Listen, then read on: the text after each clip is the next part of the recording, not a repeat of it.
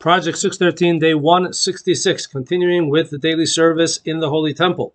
In addition to sacrifices, there were other services that happened on a daily basis. For example, every single day in the morning and in the afternoon, they would burn incense on the small golden altar that was inside the sanctuary.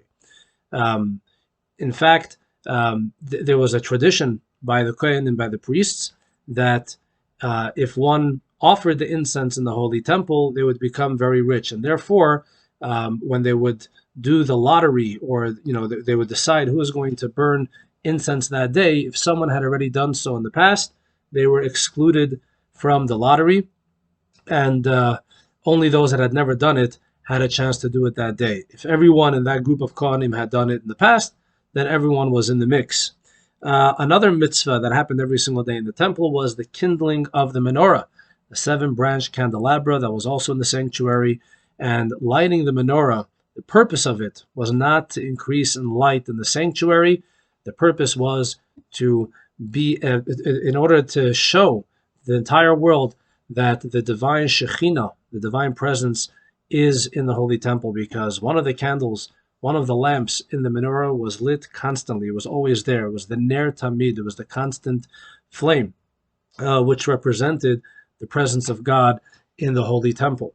So that's the second mitzvah. Another mitzvah we learned today is that the high priest would offer a meal offering every single day. It was called the Chavitin offering. It was half of it was offered in the morning, and half of it was offered in the afternoon. We learned yesterday that every single day they would bring a Karban Tamid, the constant sacrifice, one lamb in the morning and one lamb in the afternoon. And today, in commemoration of that, or in place of that, we have the Shacharit morning service and we have the Mincha afternoon service.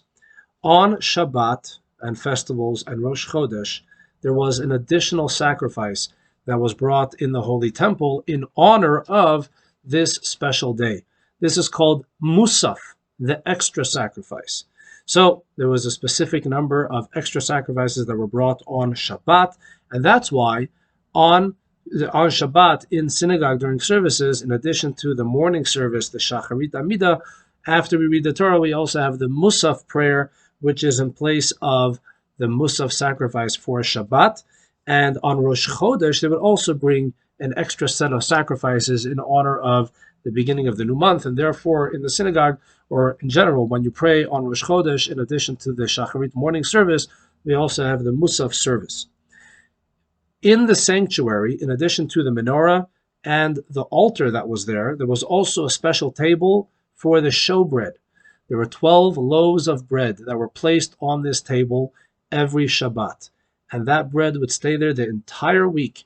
And a week later on Shabbat, they would replace the old breads with a new set of 12 breads. These breads that had been there for an entire week, when they came off, were fresh.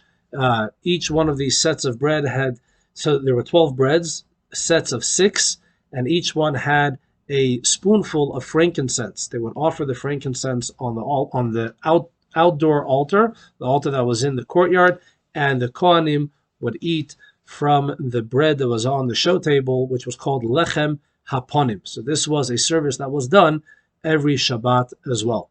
Thank you all for watching. More tomorrow.